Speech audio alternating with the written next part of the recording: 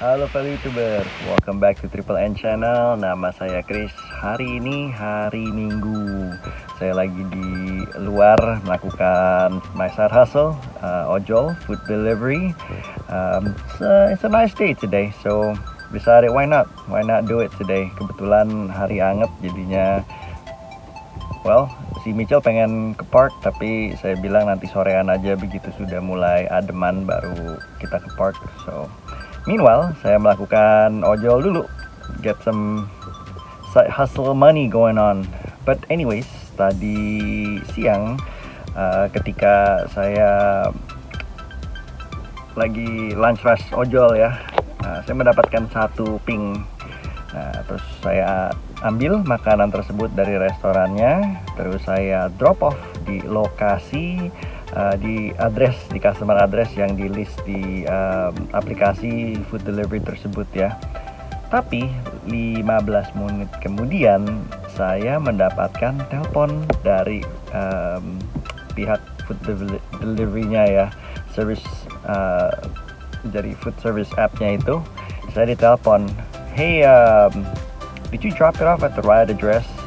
Apakah saya drop makanan tersebut di alamat yang tepat? Karena customer tadi telepon dan mereka klaim bahwa mereka sama sekali tidak mendapatkan makanannya. Kok bisa? Well, simak aja video kali ini.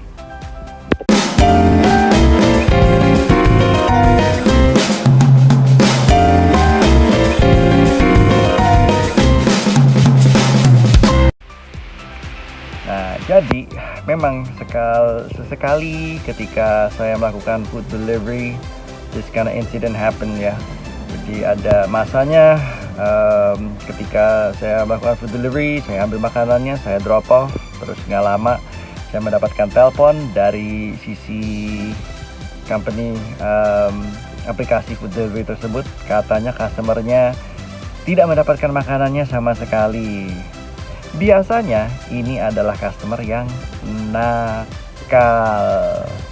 Jadi sama seperti yang kemarin ini saya sudah bahas, tip baiting. Nah, ini salah satu scam yang terkadang-kadang customer lakukan untuk mendapatkan makanan gratis. Gak bener sih, it's not cool. Karena itu potentially bisa hurt my reputation with the company, dan saya bisa deactivate dari aplikasi food delivery tersebut. Nah, jadi di video kali ini saya akan melakukan satu suggestion yang fellow YouTubers di luar sana yang melakukan food delivery juga yang bisa dilakukan supaya ketika hal ini terjadi, fellow YouTubers juga tercover, jadi tidak di-deactivate.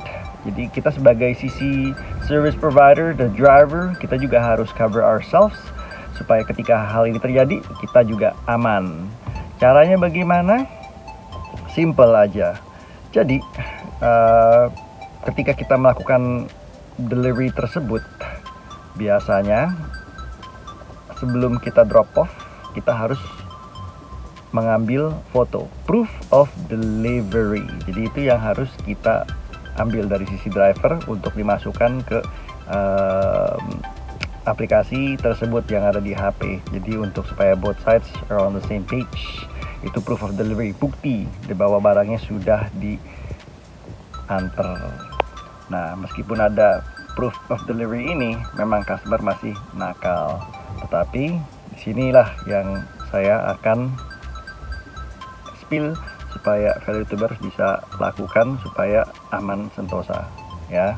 Simak aja foto yang akan share habis ini.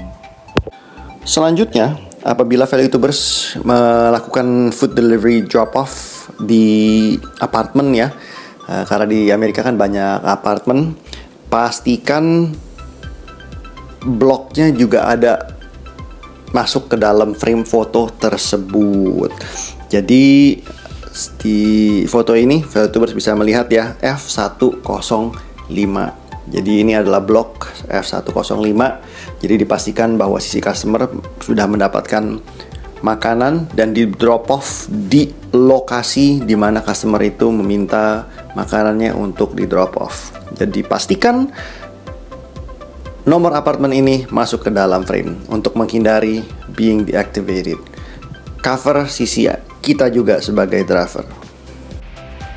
Langkah kedua yang saya lakukan untuk bahan counter argumen apabila ada customer nakal yang bilang bahwa mereka tidak terima makanannya, itu adalah saya snapshot alamat di mana makanan tersebut diantar. Karena kesalahan itu kan juga bisa terjadi human error ya. Jadi sisi customer bisa jadi itu bukan nakal, tapi mereka salah taruh alamat. Jadi kadang-kadang ada yang males, mereka langsung drop a pin aja di mereka punya HP. Nah, jadi instead of dropping a pin ke rumah mereka, dropping a pinnya malah ke rumah tetangga. Jadi yang ketiban rezeki itu tetangganya dapat makanan, sedangkan customernya yang sebenarnya tidak nakal, lapar, nggak konsen, malah tidak dapat makanannya karena ya kesalahan bisa terjadi.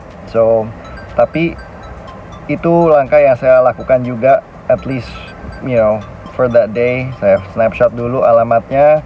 Kalau misalnya tidak ada komplainan, ya udah, end of the day saya delete aja. Toh nggak penting lagi habis itu kan, karena komplainan hanya terjadi kayak within the next 15-20 menit setelah makanan itu di drop off. Itu langkah kedua dari saya ya, suggestion. Nah, fellow YouTubers, jadi itu ya hal yang bisa fellow YouTubers lakukan sebagai driver ojol food delivery.